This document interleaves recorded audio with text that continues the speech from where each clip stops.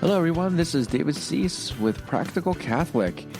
Last week, we discussed adoption as an option for adoptees' standpoint. As you know, I was adopted, and I gave some pointed views of being adopted. Today's episode is about, is adoption an option? And from a parent's point of view, who adopts? I adopted a child. My oldest is adopted. He is now currently attending Franciscan University of Stephenville. He's a junior, and he already got accepted to a internship out in LA. So he'll be spending 2 months out there. I'm very proud of him, but today's episode is about our challenges and my experience of adopting a child, and all the issues and challenges that might come about that process. So hello everyone, today's episode is about adopting a child from my own experience and point of view.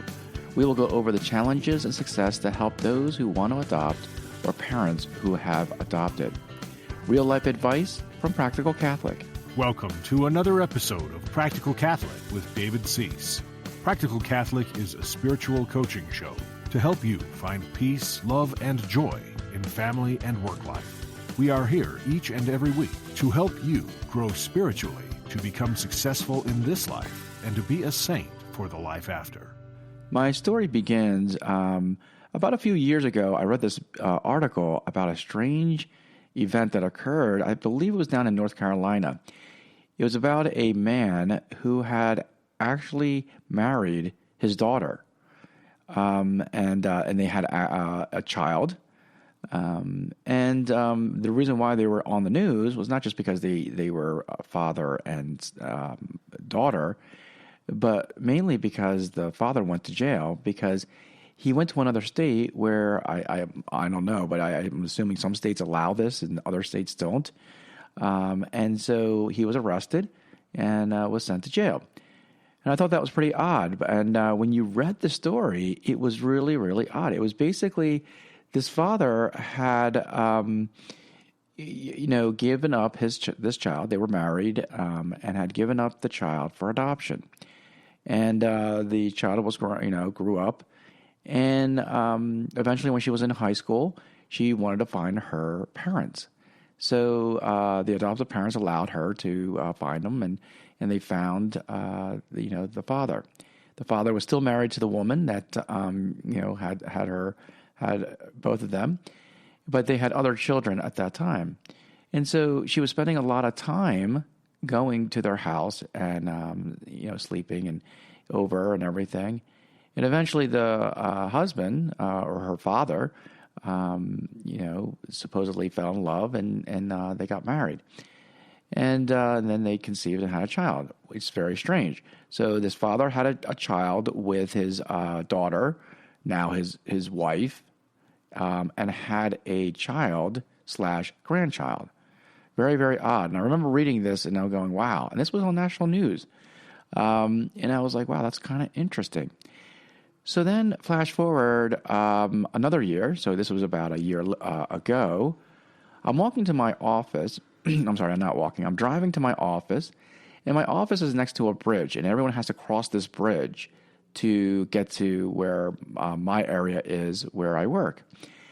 And as I'm driving through this bridge, 2 police cars are racing by. This bridge is like 25 mile an hour zone. They're going about 45, maybe 50. And just whipping along with full flashing lights and everything. I'm like, wow, that's really bad. So I get to my parking lot. I hear 2 more police cars, and they're whipping by again about 45, 50 miles an hour. I'm like, wow, that is really crazy. So I get to my office, and I hear 2 more police cars going down. And I see my office manager, and I say to her, wow, there's something going on. And I think it's something really serious. And my office manager said, oh, no, it's usually just a car accident or something like that. And I said, no, I don't think it's a car accident, because typically there would be sirens of fire trucks and ambulances right behind the police cars. But there were none. These were 6 police cars. That's all they were. And so later we're just suspecting, well, maybe there was a shooting at the high school. Now, you got to kind of know this, that my town is only one town away from Newtown, Connecticut. Newtown, Connecticut is where the mass shooting of those young children occurred back several years ago. So we were kind of thinking, is there another school shooting? So one of my employees had just walked in, and we said, wow, there's a lot of police cars, and, what's going on? Is there a school shooting? And my other employee said, no, I don't think they're headed towards the school. They made a right at the bridge, which means that they were going away from the school. So it kind of subsided, and as the day went on, we kind of forgot about what was going on. And so finally, my office manager, who is great, she came into my office and said, oh, all those sirens and the police officers? I said, yeah, because there was a murder that occurred down on Route 55, which is probably like a mile away from where I was. I said, really? It's like, yeah. It was a girl and a father. They were shot. And we're like, oh, okay. So I didn't think much of it. And, did a little prayer for them and moved along.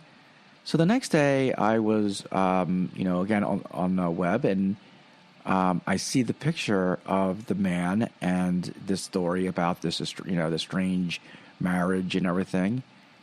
And on the bottom, as they were explaining it, they said this man had killed his wife, which was his daughter, his wife/daughter's adoptive father, and his own child in New Milford, Connecticut. That's my town. So all that shooting was this was a continuation of that story that I read 3 years ago. Okay?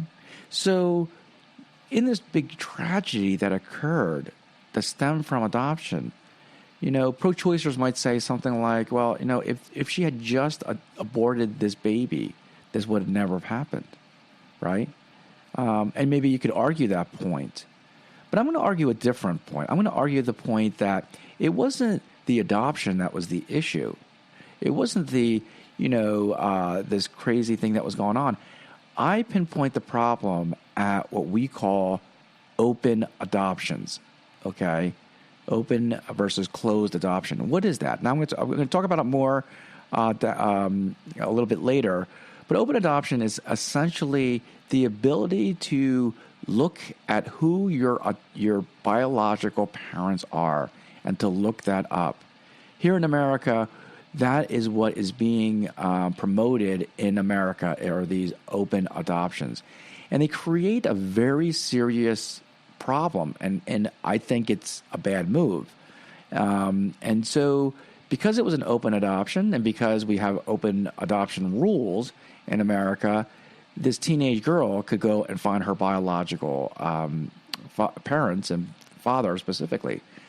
And probably this, this person, I'm not saying that he did or didn't fall in love with his daughter, but even if he did fall in love with his daughter, he wouldn't even have known that it was his daughter, in a sense of that he didn't raise her, bring her up. To him, it was just another woman that he could A, manipulate, B, to use, and in this case also to kill. So the idea of open adoption, and we'll talk about more of that down the in our episode. But it's very tragic story about adoption and about open adoptions in this case. So I'd like to start by talking about my journey and my wife's journey on adopting. As last week, we basically talked about adoptions from my standpoint of being adopted, which was very insightful. But we also adopted a child, my wife and I. So, I want to begin by, flashing back a long time ago, over 25 years. We were in college, and, one of the value, if you're ever finding a husband or a wife, now that Valentine's Day is coming, is that you should be able to have open conversations with your future spouse. If you can't have open conversations about core values, about what your hopes and dreams are, they are, you should consider maybe moving along. Because one of the things that my wife had always said about me, and she continues to say about me, even though sometimes I have my own, spiritual struggles that I go through, is that she says, David, you always have a good heart. And how do you know a person's heart without conversing and talking to them, what their hopes and dreams are? And as guys, sometimes guys are a little bit harder to express that, but you need to your spouse or your future spouse. And conversely, as a wife as well. I don't find women are pretty easy about opening up and sharing. It's usually men that are the most difficult. And it's not like I share a lot, it's just that there are certain things that I had, concrete ideas on. And this was before I even was converted at all.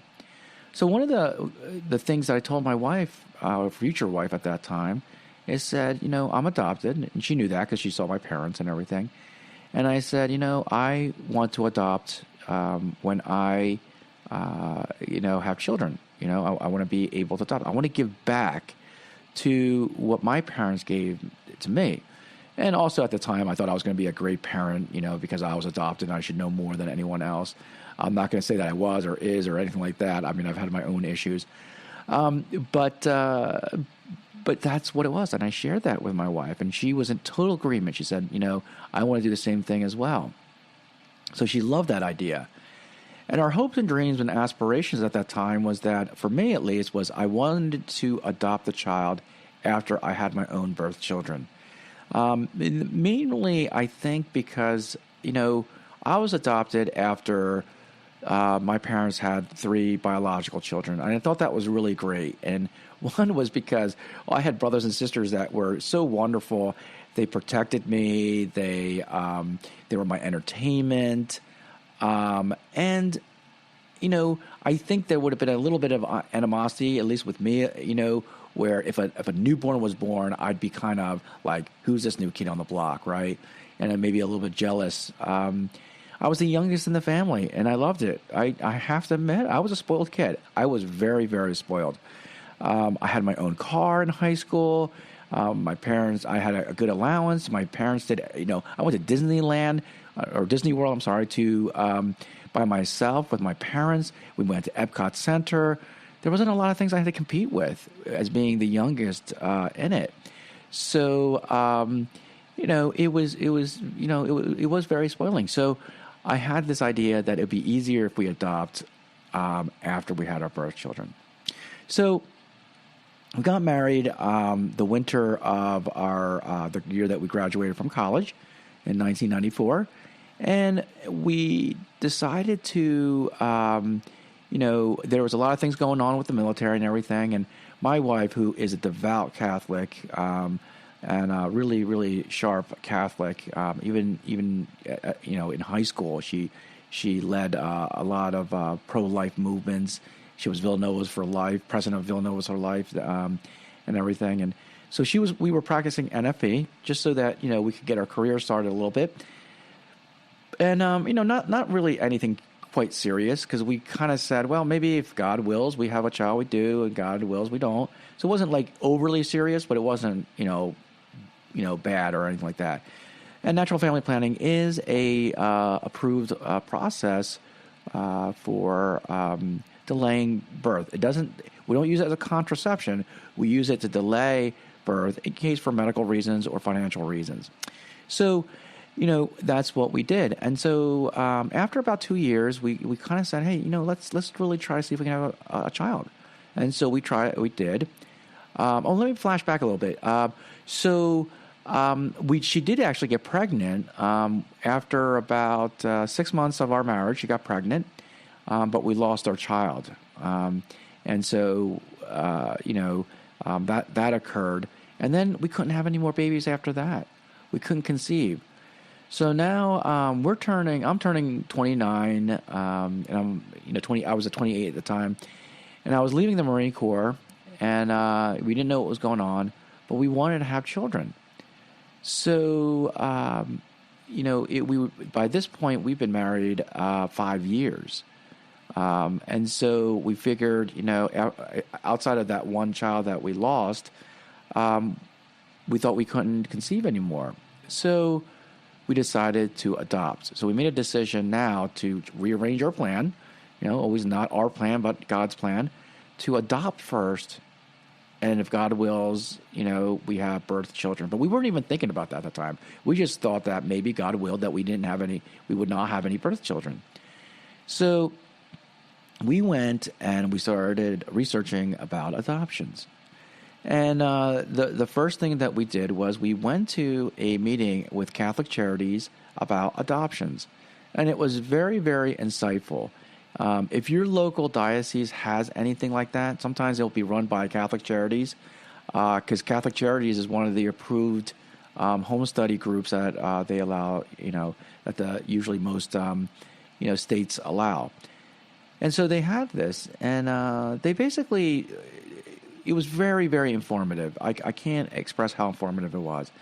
And they expressed what was the process of going for a foreign adoption, meaning finding a child outside of the United States, versus a domestic adoption, which is, finding a child here in the United States to adopt. And it was very fascinating how both of them were really, really different. The process was different. There was a lot of similarities, but just in essence. And it was, I hate to say this, but the foreign adoption was easier and better than domestic. But what really, really resonated with me, which was very, very important to me, was the fact that most foreign adoptions were closed adoptions. Closed adoptions means that they close the records and that child cannot find out who the biological parents are. Okay? Now, Korea is one of them. But in America, it was open adoption. And we'll talk about that a little bit later. But that was what basically resonated me the most, was that I wanted this child to be completely my own. I don't want this child to be, split between biological and all the other stuff. I wanted to be the parent 100%, and there was no turning back. There was no turning back of saying, he's no longer my child. You could just go to your biological parents if you want to. No, this was my child. Here in America, they're more open about that, open adoptions. So that was what resonated with me.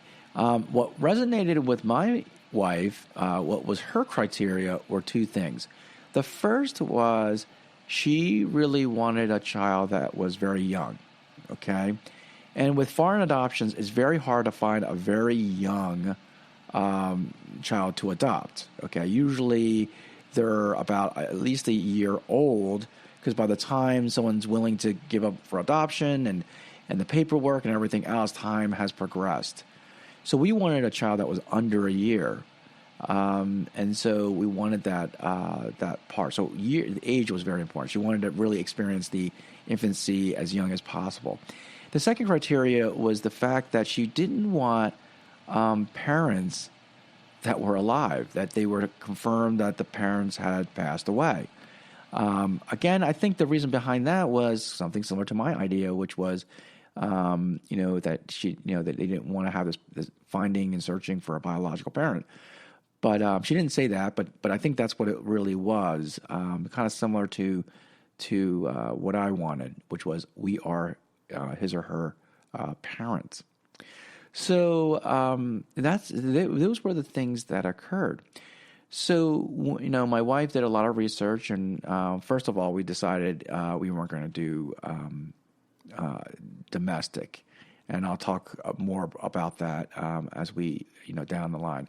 But we decided to do a foreign adoptions, and so we researched many, many countries to adopt from, anywhere from China to I think it was Russia at the time, and the Ukraine, and I'll call it Eastern European countries, and we did. And One of the things that we didn't want to do was make this long drawn out adoption process. So that kind of eliminated most of the Eastern European countries because they kind of required you to, do site visits, at least like 2 or 3 times.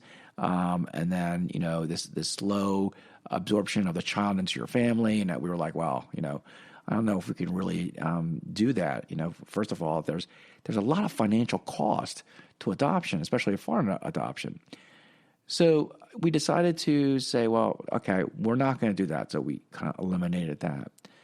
Then we looked at China. We said, well, maybe the China would be good. They're young kids, and we can look at China, and they're kind of desperate for adoption. The problem was we were too young. You had to be at least 30 years old, and and I was just turning 30, and my wife was, 28 years old. So, and then not only that, but they had this weird algorithm where you couldn't just be 30. You had to be, the combined age had to be 65, which means that one of the persons has to be beyond just 30. Okay. So the perfect mix was like someone who's 30 and someone who's 35.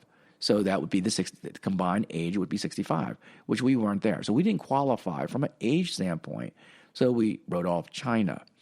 Then we looked at the Philippines. We said, well, what about the Philippines? Why don't we check out the Philippines? And the problem with them is that we couldn't get a child younger than, I think it was like younger than 2 or 3 years old. Most of the adoptions that occur in the Philippines are about 2 to 3 years old. So we were like, okay, that eliminated the Philippines. Then we looked, and she said, well, there's an agency that we can adopt from Cambodia. And we went through that agency, and so we decided to adopt from Cambodia. Why? Because they were in desperate need. Cambodia, and especially in the 1990s, you have to remember that even though the Vietnam War ended in it officially ended in 1973 with the Paris peace talks, but unofficially, it really ended, I would say, in 1975 when North Vietnam kind of invaded South Vietnam, and America finally pulled all the troops out. So why does that segue into it? Because that whole region was in turmoil. Cambodia is a country that was right next to Vietnam. Cambodia, you want to talk about communism. Cambodia had the worst communism than even Vietnam. Pol Pot, who was the reigning person, was horrible. He was beyond even the Russians were kind of like, wow, you're a real communist, and so he didn't want any money, and the Russians were like, you got to have something to exchange with. So he did this. He was famous for what they call the killing fields. He would kill, literally countless amounts of people. It is said that ratio-wise, Pol Pot killed more people than Stalin, and than Mao Zedong of China. These are all communist countries.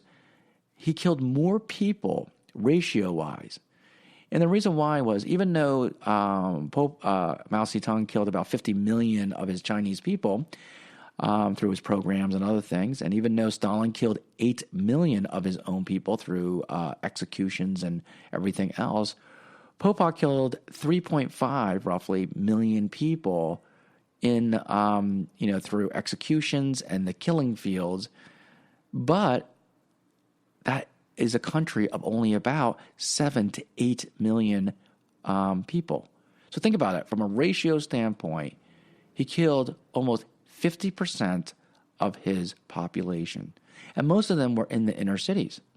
And he would kill. So one of the things that he did, was he would kill the intellectual people. He would kill them because, they would argue why communism is wrong, and so he killed them. All right, and why his regime was wrong, right? And the way that he killed intellectual people, this is how intelligent he was. He basically, anyone who wore glasses, he would consider them educated, and if they were educated, they were intelligent people, and so he killed them. He would, so there was this, anyone who was educated, anyone who had a bachelor's degree or higher, were pretty much killed. Professionals were killed, like engineers, doctors, lawyers, professors. Okay, you want to talk about martyrdom? Imagine being a professor and now you're being a martyr just because you're a professor. Think about that. So he killed them all. And so this happened in the late 70s, early 80s. There's a good movie called The Killing Fields out there about this issue. I have friends of ours that were Cambodia who escaped from Cambodia at this point. One of their siblings was actually killed trying to escape. It was a terrible time. It spilled into the 1980s. And now we adopted this child in the early 2000s, okay? And Joseph was born in 1999. So very close to what was going on.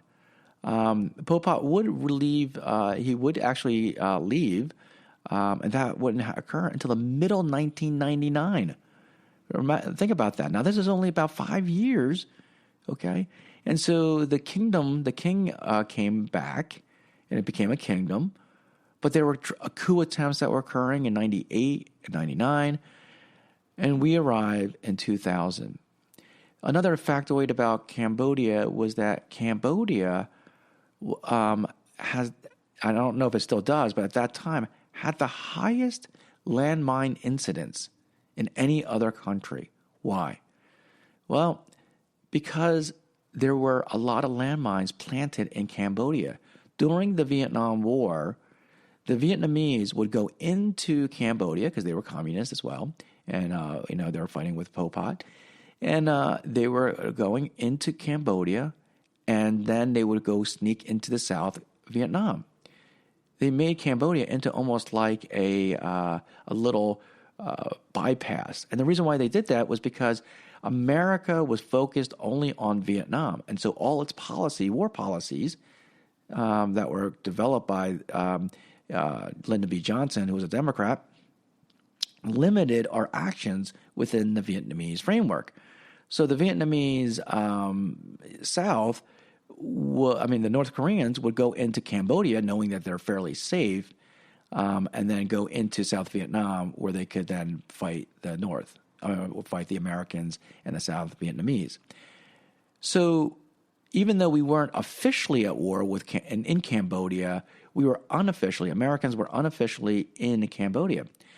So the CIA would basically put landmines all over, okay, to prevent the Vietnamese from going into those areas. Now, the CIA, when they were planting those mines, didn't make a map, okay, and say, usually when you lay down landmines in a fire base, I know this because I was a Marine officer, you create a map of where you put the landmines so that you don't trip over them. So they put them all over there, and so these farmers would walk out and they would try to farm rice or whatever they were doing, and they would just blow up. There were tons and tons of people that were really bad. So when you arrive in Cambodia had a very young population because Pol Pot had killed everyone who was 40 and above. So most of the population in the 2000 were literally younger than 40. They were probably like 30 years old. So it was a young, uneducated country. Their infrastructure collapsed because there were no educational engineers or professionals to maintain the specifications and the work of building the infrastructure, whether it be buildings, the sewage. There was sewage running all over. I used to build houses for the poor in Mexico. Okay, and I thought that was bad. Cambodia doesn't even come, Mexico doesn't even come close to what Cambodia is. It was the worst. And it was very filthy. And not only that, but you saw a lot of people with missing limbs. And that was because of all of the landmines. So now here we have in Cambodia this environment. And so we arrived and, I was thinking that they were just going to gradually, we had about 6 days in Cambodia. And I was thinking that they were just going to show us the child the first day, and then the second day play around with the child, and it was going to be a gradual process. No, when we arrived, and it took us, we calculated it took us almost 36 hours to get to Cambodia. We flew from JFK to Alaska. That was 9 hours. Alaska to Taipei, which was about 12 hours. And then from Taipei to Ho Chi Minh City, which is Saigon, formerly Saigon. That took about 3 hours. And then from Ho Chi Minh City to Phnom Penh, which was another about 2 hours. If you calculate all those numbers, that's almost 24 hours. Then you add all the delay in between the flights. So 36 hours. So we're tired and exhausted. And they take us directly to the orphanage. And, they start yelling at my son's kind of like daycare person to bring him out. And they just throw this child at us and say, here you are. Here's the baby. And at that moment on, we instantly became a parent, without any pregnancy or anything. We were like, wow, we have this child. But I will say this, every single one of my children, when I held them for the first time, I had a deep love for that child, a deep, deep love. And there was always something that's beautiful, a scripture quote that always kind of popped in my head, and I would tear up.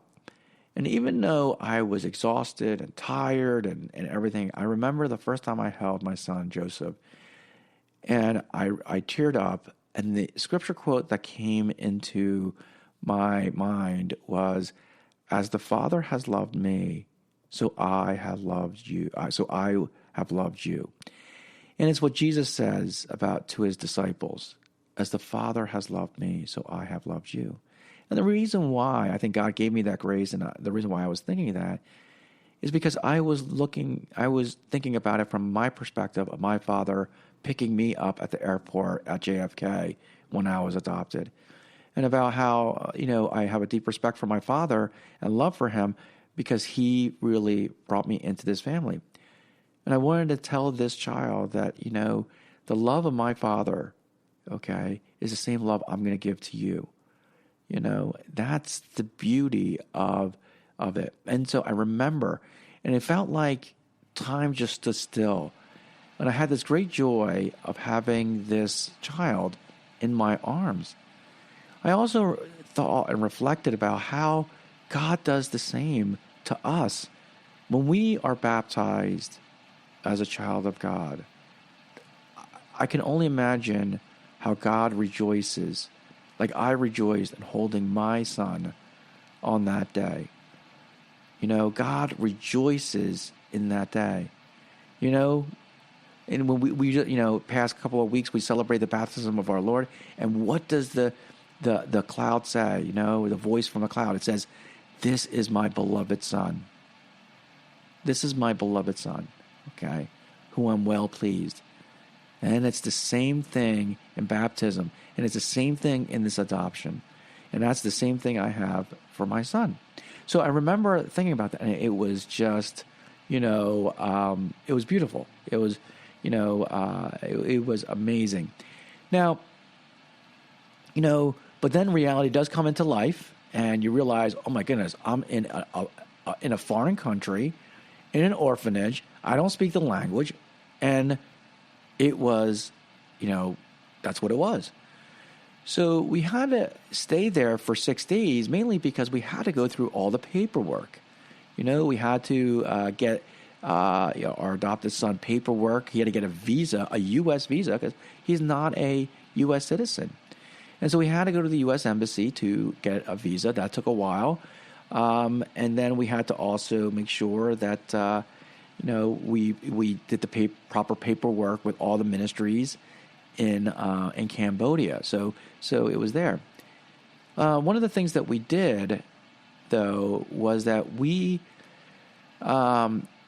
went to a local Catholic church, and because we wanted to give alms to the local Catholic church, and so we talked to our driver, who could barely speak English and said, we want to go to a Catholic church and donate some money.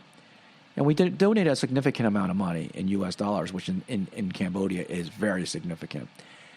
So we went, we found a local church, and, we told our driver, who was our translator, saying, hey, we want to look for a Catholic priest. So we looked for the Catholic priest. They had just finished up Mass and everything. And they came back. Actually, I think we did go to Mass. I think we went to Mass. And so then we asked the priest to come and talk to us. So the priest comes over and talks to us, and you could see he had this, I don't know, what do these people want, kind of, I don't know, whatever it was. It was not a very happy, he wasn't a happy camper for some odd reason. And so we looked at him, and we gave him this big wad of American U.S. dollars. And all of a sudden his eyes just lit up. Not that we were paying him off or anything like that, but, we said to him, this is alms for our child, for Joseph, our little Joseph. And he lit up, and, we we tried to do the best we could to translate, could you say some masses for us? And, or he just shook his head and said yes. Whether the translation went by or not, we don't know.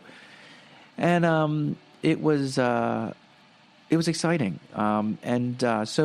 But also challenging. It was very, very challenging. And the poor there was so bad. I did a big mistake. We went to, there are some beautiful sites in Cambodia. One site I didn't go to, which I wanted to, was I wanted to go to a killing field, just because it's, just from a military standpoint. But the monsoon season was there, so it was raining, and a lot of places were flooded. When we were up in the air, you could just see rice paddies all flooded. I mean, it was just a flood all over the place. But we went to the, I think it's called the King's Castle or something like that. And the whole place is laid in gold, and it's magnificent. And the only people who were there were us and a group of Japanese tourists. Other than that, that was the only ones who could afford it. So we're leaving this area, and all of a sudden, I see all these poor beggars. So I decide to give one child. He had one leg missing. He was on a crutch, and I was going to give him $5. That's it. And as I was putting my hands in my pocket, my driver grabs my hand, and he looks at me and he says no. And I'm looking at him going, "What do you mean no?" And I just said to him, "I want to donate some money." He goes, "No." And I stubborn me, I was insistent. I said, I want to donate some money. And the driver, he was the nicest man you could ever think of, said, okay, before you do that, I want your wife to get in the car with a child, and I'm going to be in the car. I'm going to have a door open, and you can donate this money. All right? And I looked at him going, why are you doing this? This is this crazy thing. As soon as I took the $5 out and I gave it to that young man, there was a riot. There were literally, I would say, 50 people running towards me to get donations. And I jumped in the car, and our car was surrounded by literally 50 to 60 people wanting to get donations. And fortunately, I was in the car because I think they would have torn me apart. I got in the car, and my driver slowly moved, and they were still following us and still grabbing and knocking on the door and in the windows and everything. And then eventually we left. That's how desperate they were. You wouldn't even get that in Mexico, but that's how desperate they were. So, this was the experience. And then we had to fly back home. When we flew back home, we ran out of formula. First of all, the formula that Cambodia had, because we didn't bring a lot of formula, they said they were going to have some there, isn't the top of the line formula, by the way. And so we got the formula and we did it. Then when we were flying, because it takes 36 hours to eventually get home, we ran out of formula. We were running out, and my wife's like, "What are we going to do?" And I just said, "Well, we got to use it sparingly. That's what we got to do until we arrive in America." Right? And so eventually we do arrive in America. The first place we arrive in America is Alaska. And believe it or not, even though Alaska is 9-hour flight away, I remember walking out into the Alaska area going, man, I'm in America. This is great. Even though we're in Alaska, right? And so we're in Alaska, and we were able to buy like a little bit more formula, and then we flew the rest home. So an instant, family in an instant moment, we're trying to survive leaving Cambodia. So the one of the experience we had was a lot of culture shock, because even though we had adopted Joseph at the age of 9, and even though 9 months, not 9 years old, 9 months. He was very well trained by the Cambodians, believe it or not, at 9 months. And so one of the things, and we didn't know this, was that they turned off all the lights for them to go to bed. And we didn't know this. And so we're trying to, put them to sleep, and we had the lights on because I think I was doing certain things, and we were and, he wouldn't sleep. And we knew he was tired. We were like, oh, my goodness. So I don't know what happened, but we must have turned off all the lights, and all of a sudden he went right to bed, right to sleep. So there was a lot of things that we knew culturally what was happening, and then start trying to survive coming back home. So it was very, very beautiful. We had baby showers for the adoption from our local church at that time. It was a wonderful time, and now I've seen my son grow up, and he's a junior in Franciscan. Looking at his career and life, and seeing how beautiful life could be, is, and and really embracing life as a member of the Cease family.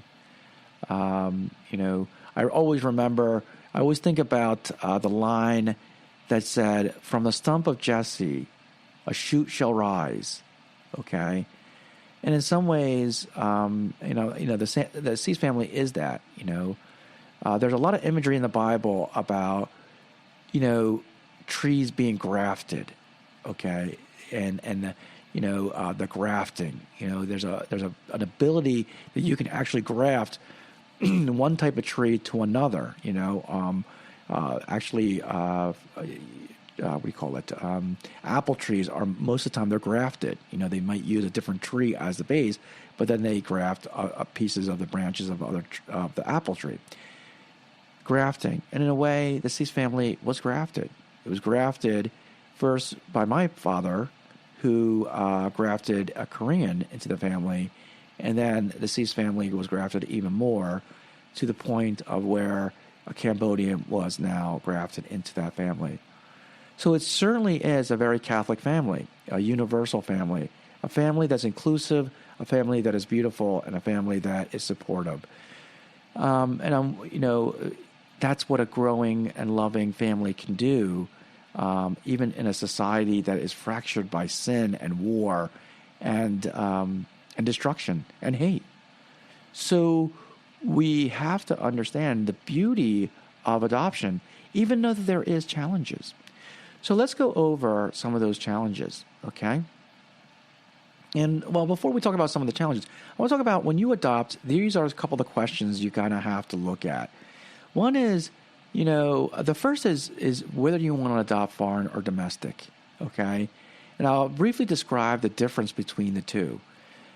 In the domestic adoption, you're probably going to get more of a cultural shock, because you're adopting from a different country, and you're at the whim of that country. Okay, so whatever their policy procedures is, you're at their whim. There's no American pressure that they can do to change that policy. So you're at the whim. But I will say that a lot of them are legitimate. In fact, the U.S. has a policy that they will not issue a visa to a country for adopted children if they find that the adoption process in that country is not appropriate. So, so it's usually legitimate, But again, you're at the whim. For example, China. We couldn't adopt from China because our age collectively wasn't 65. And we weren't, one of us wasn't 30 years old at the time. So you're at their whim. Domestic adoptions are a little bit more difficult because the problem with domestic adoption is that they, even though you can get a young child, you're really at the whim of the biological mother. The biological mother can actually choose who the parents are going to be. So there could be a chance that you never can get a child. My sister had a friend who wanted to adopt a child, and they waited, I believe, like 8 years to adopt a child. 8 years. Because the biological family could choose who the parents are, the people who are asking for adoption might be doctors or lawyers or wealthy people. When I say wealthy, I'm not talking like, billionaires, but people who are well off. So when you're reviewing the people who are going to adopt your child, I think they're going to probably say, well, that wealthy person or that doctor or that lawyer or that, person who's making a lot of money, I want that to be the children. So you can literally not get a child that is there. So your profile is at the whim of the birth parent. That's problem one. The other is this thing called open versus closed adoption. Okay, and I briefly touched on it and said open adoption is when there's an open door policy in states that say that you can, in some cases, the birth parents can actually request to have the child back. All right, and I'll talk about that more briefly. Closed adoptions means that the files are sealed, and there's no way of that birth parent ever taking that child again. And in most cases, they'll seal the files so that you don't even know who the birth child is, okay? So in those records, Korea is a prime example of that. They did that. Now, I think they're getting a little bit more open, but it's a closed adoption. They have no records of me, okay, in there. So a lot of it is just really putting out a news ad saying, hey, here's a picture of me. Do I look like any of your relatives? And I might be your relative out there. So it's closed, all right? And closed means two things. One is closing the records, but as well as closing that this biological parent has no rights over that child anymore. But in America, we have gone the opposite, which I think is detrimental. Okay, it's an open adoption. In most states, not all. I mean, it's adoption is by state, and so every state is different. It's open in a sense that the first 2 years in most states, the biological parents can take back that child. Think about that. Imagine adopting a child, and you grew attached to it in 2 years. 2 years, you're very attached to that child. The biological parents can take that child away and say, no, I want my rights as being the parent back. Okay? Some even then go further by either extending those 2 year period or extending the period where they can share the parenting. Okay? And then the third is that open is that the birth child can seek the records of their birth parents. Now, I understand that if you need to seek your birth parents for health reasons, and I'm also understanding that if you want to seek your birth parents when you're 25 years and older, perfectly fine. I have no problems with that. I think in some ways, I think that should be allowed. I think they should seal it, though, until you're 25 years old. And the main reason why is because, there is a psychological and emotional attachment you get to a child. That's one, right? So imagine, you get emotionally or psychologically attached to a child, and now the birth parent can take you, okay? The second is, you never feel like you're really the parent. If you have this looming aspect that the birth parent can take over, or you're sharing the birth parent, you never have that. It confuses the child. It really does. You know, when my father got angry at me, I knew, okay, he was my father. I didn't question it and say, well, Dad, you're just like, my adoptive father. I'm going to go find my biological father. No. Or my mother when she yelled at me. No, that's not it. When she yelled at me, that was her, that's who, she was my mother. And that's how I treated her. And that's how she treated me as her mother. So the aspect of it is that it confuses the child. Not only does it confuse the child, but I will say that in your teenage years, okay, the reason why the teenage years are so tough is because there's so many things that are happening to that child. I have, how many? I will have about 5 teenage children by this summer. I have 4 right now. And I know what it's like. And I homeschool those kids. So I can, and they, I have to admit that homeschooling really prevents drama. It really does. But there's a lot of drama that occurs during high school. A lot, and why? Because those kids are going through so much between hormones, between, recognizing differences and boyfriend, girlfriend, and all these things, it's a big turmoil. And so the least thing that they want to do, least thing that you want to happen to you is them to say, well, I want to find my birth parents, because they can pit your birth parents against you. Okay? And in essence, that's what happens. So no differently than a divorce really pits 2 parents against each other. Who's the better parent? The child says, oh, whoever gives me the most presents, whoever allows me to do the most wrong, that's the best parent. Okay? Because, of course, the parent who chastises the child for doing something wrong or corrects them when they do something wrong, they're not going to be the best parent as a teenager. And also, when a parent who gives them all they want, okay, well, they're not going to be the best parent. They're going to be the best parent because they're spoiling the kid. So what eventually happens is it affects the child because no one really takes ownership of who the parent is and does the things that a really good parent does, correct gently the wrongs, cares about them, yes, even argues with them, learns to forgive, even when things are wrong. But that's not going to happen because what's going to happen is that a teenage child is going to manipulate the situation to their advantage, And it's not that they're evil or bad kids. It's just what they do. It's the nature of the beast. It's human nature. Why?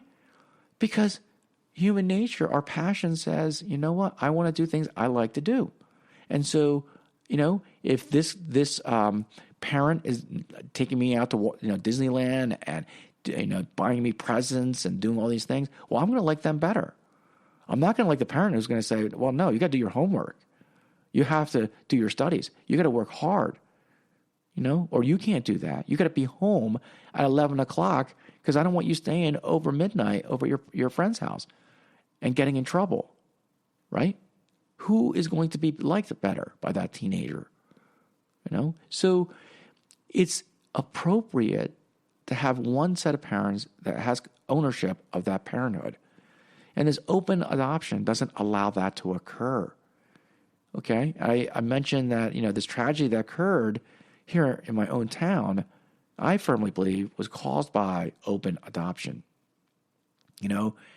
That once that father gave up his daughter, he didn't know who she was, right? So it was very easy to objectify her as a woman that was attractive, that he could lust over. And essentially that's what it was. It's very hard to do that when you raise a child, okay? So that's why open adoption is difficult. At 25, I think, yes, if you want to find your birth parents, that's fine.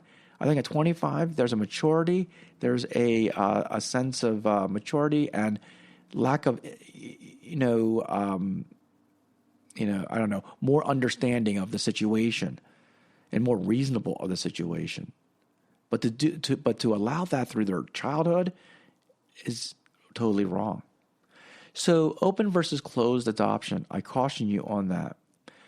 Another question you should ask yourself is, how old do you want the child to be? And that's also going to be a limiting factor.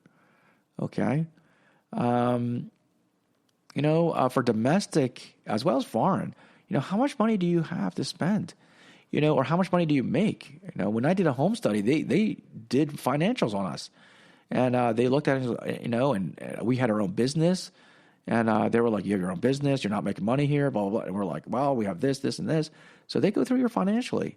The next one is choosing an adoption agency. Some parts we went through Catholic Charities, some parts we went through a secular orphanage program. So, choosing a legitimate adoption agency, that's important. So let's talk about some challenges. Okay. For us, the challenges being an instant parent, there's no pregnancy, no build up to the delivery. It's here you are, here's the child. And then you're an instant parent, okay? The initial behaviors are going to be odd or strange, whether domestic or foreign. It's going to be odd, right? In ours, it was a foreign, so the orphanage kind of built this kind of habit with my child that we had to slowly learn and then it kind of break because we had our own thing. Other challenges are people assuming their biological parents and stuff. I got to tell you this one quick story. It's funny. So we have 5 biological children, and they look Asian. They look half Asian, half Caucasian. And so a lot of times when my wife, and these are our biological children, these aren't even whatever. But my adopted son. Again, my wife is completely 100%, Caucasian. She'll be walking in the grocery store, and I'll say, "Oh, you got such cute." These strangers will come up and they'll say, "Oh, you got such cute children. They're so beautiful. Are they adopted?" And my wife will be like, "No, they're not adopted. They're mine." And then they'll be like, "Oh, how's that?"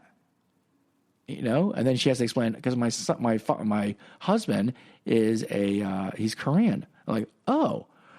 So they naturally assume that every child that's Asian is, and if you're Caucasian, is adopted. But in this case, it's the opposite for me because a lot of times people will say, "Oh, there's Joseph. He looks a lot like you," right? And a lot of times I have to say, "Well, he's adopted." It's like, "Oh, okay." Not that I'm trying to bury or anything, but it's just to kind of correct them that, that. He's not my biological son, child, but, so that's what happens a lot. And a lot of times I stay quiet though too, and just, let it be.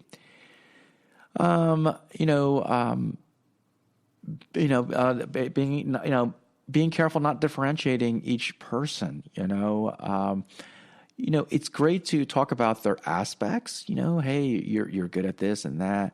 But be careful about things that you do with them. As I mentioned, as an adoptee, there is that hypersensitivity that's out there.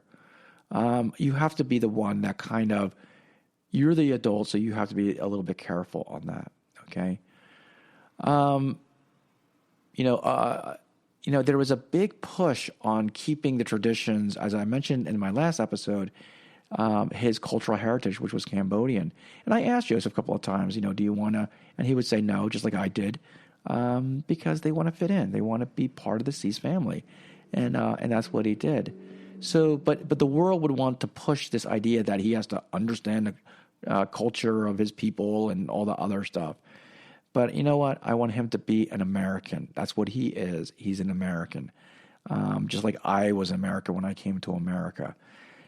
Later he can study his traditions and his culture, and I think he'll be, mesmerized and he'll be impressed just like I am about his culture and traditions. But let him do it on his own, and when he's an adult, where he can really appreciate it and really appreciate not just his culture, but the culture of the Cease family, the family that my wife and I,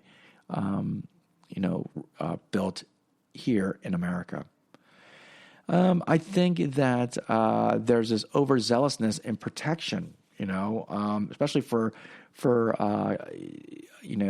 adopted children. They have this idea that they can't adjust well, or there's some kind of abnormal, about it and stuff. And they're very normal, okay? And we don't need to emphasize the protection, because I think it feeds into narcissism. It really does.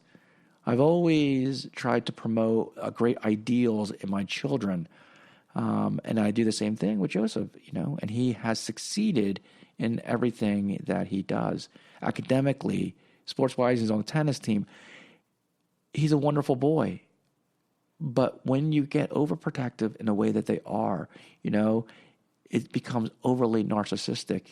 And when that happens, when people become narcissistic, it really, really, really gets them, they can spiral out of control. And that's bad. And they only see the bad in the world. My son, I've always shown them what are the great opportunities out there. What can they do? Okay, this is a new beginning, and you are an American. And most importantly, you're a child of God. So those are the challenges that could be met. So in conclusion, I think that, you really have to, if you're thinking about adoption, you really have to look at whether you want foreign or domestic.